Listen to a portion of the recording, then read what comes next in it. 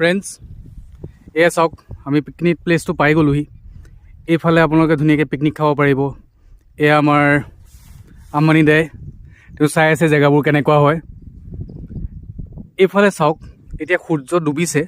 কিমান মনোমোহা এটা দৃশ্য, কিমান ভাল লাগিছে দেখিবলৈ আকাশখন। আৰু এই পানীখিনি পাৰ হৈও যাব পৰা যায়। পাৰ হৈ গৈ আপোনালোকে সেইফালে দেখিছে নহয়, বালি আছে, তাত মানুহে পিকনিক খায়।